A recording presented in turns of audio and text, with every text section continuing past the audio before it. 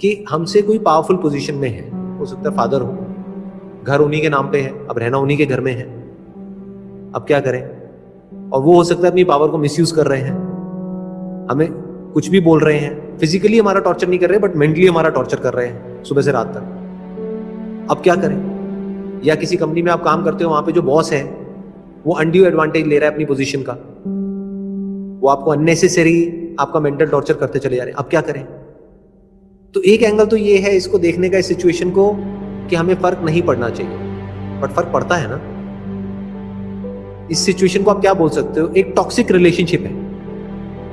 That other person could be even your husband और wife, right? वो कोई भी हो सकता है वो इंसान। एक सिचुएशन है जहां पे हमारा कोई कंट्रोल नहीं है क्योंकि हमारे हाथ में पावर नहीं है, सामने वाले के हाथ में पावर है और वो अपनी उस पावर को मिसयूज कर रहा है, क्योंकि पावर टेंड्स टू करप्ट।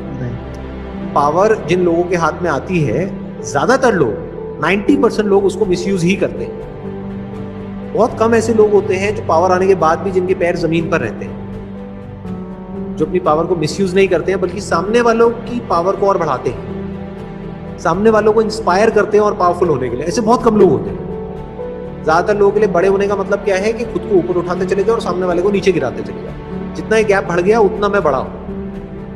अगर सामने वाला मेरे से ज्यादा पावरफुल हो गया तो मैं तो वीक हो गया ना।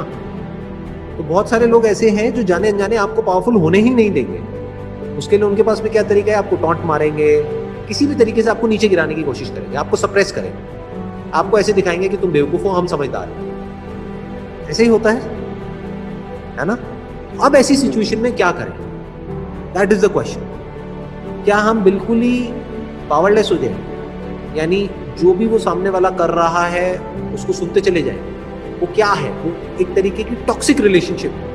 कोई हस्बैंड है अपनी वाइफ को डोमिनेट कर रहा है, आज सिर्फ बोल रहा है, चीख रहा है, चिल्ला रहा है, कल मारने पीटने लग जाएगा, तो उसकी तो हैबिट ही बन जाएगी।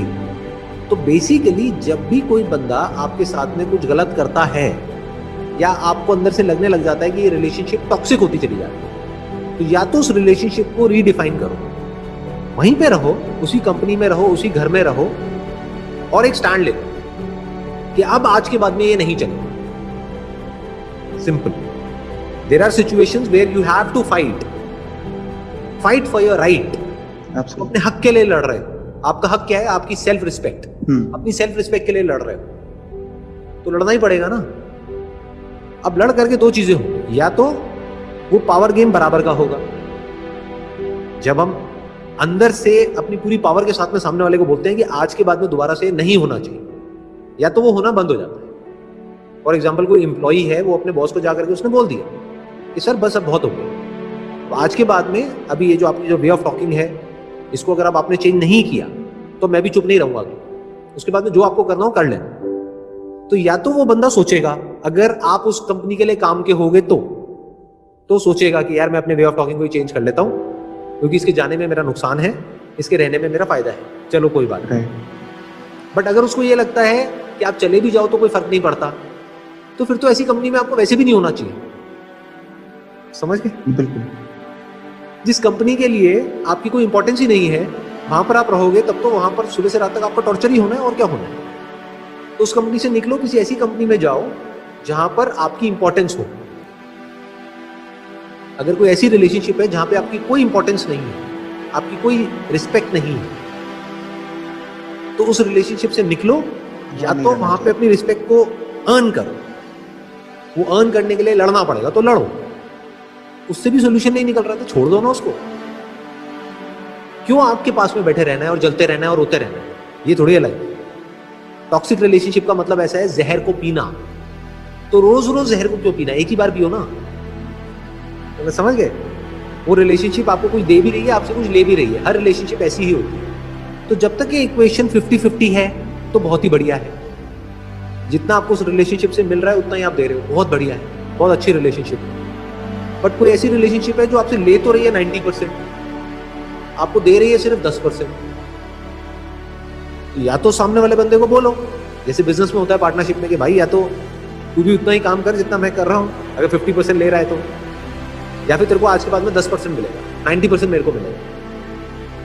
नहीं करना तो भाड़ में गई है पार्टनरशिप। तो वहां पे स्टैंड लेना होगा। तो अब ये जो इमोशनल ब्रेकडाउन हो जाता है हमारा, मतलब इमोशनली हम पूरी तरह से अंदर से टूट जाते हैं, खत्म हो जाते हैं, उसका क्या सोल्यूशन है? देखो, एक है थियोरेटिकली हम कुछ बोल रहे हैं, थियोरेटिकली हम क्या बोल सकते हैं कि ऐसा करना चाहिए, वैसा करना चाहिए, वैसा करना चाहिए, बट वही कहते हैं ना कि जिस पे बीतती है उसी को पता लगता है। हाँ, यस सर, है ना? हाँ, क्योंकि दिमाग काम करना बंद कर देता है उस टाइम पे बातें समझ नहीं आ रही होती, क्योंकि अंदर तक बंदा पूरी तरह से हिल जाता है, बुरा हाल होता है। बिल्कुल ऐसा है जैसे जिसको हम ब्रेकअप बोलते हैं, वो पता है कैसा है? बिल्कुल ऐसा है जैसे आपका कोई बॉडी का पार्ट है, या मान लो नाखून है, उसको कोई प्लास से पकड़े और पकड़ करके खींच दे, तो फिजिकली कितना दर्द होगा? सोचने भी दर्द होगा। सोचने में ही दर्द हो रहा है, तो सोचो अगर एक्चुअल में कोई कर दे तो फिजिकली कितना दर्द होगा? बहुत दर्द होगा।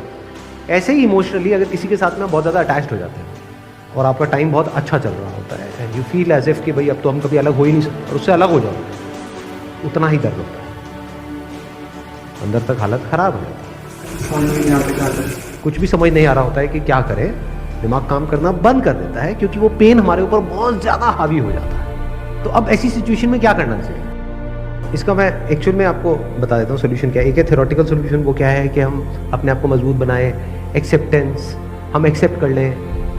ये सब एक्चुअल में सोल्यूशन नहीं है। एक्चुअल में पता है इसका क्या सोल्यूशन है? जब ऐसा कुछ हो रहा हो, जैसे फॉर एग्जांपल मैं आपको अगर अपना एग्जांपल बताऊं क्या होता है, जैसे फॉर एग्जांपल मेरे दांत में मेरे को कोई ट्रीटमेंट कराना है, तो मैं अपने उसको डेंटिस्ट को बोलता हूं कि जो पेन किलर है वो मत लगाओ, I want to observe the pen.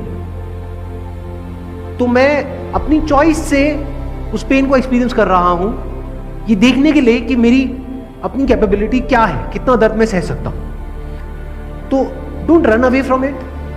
ये जो इमोशनली हमारी जो इतनी बुरी हालत है, इमोशनल ब्रेकडाउन है, if you try to suppress it, if you try to divert your attention from it, ये सब काम नहीं करेगा और कॉम्प्लिकेटेड होता चला जाएगा। फेस इट कि देखता हूं मेरी लिमिट क्या है, मेरी थ्रेशोल्ड लिमिट क्या है, मैं कहां तक दर्द को सह सकता हूं या सह सकती हूं। तो वहां से आपको एनर्जी मिल जाएगी।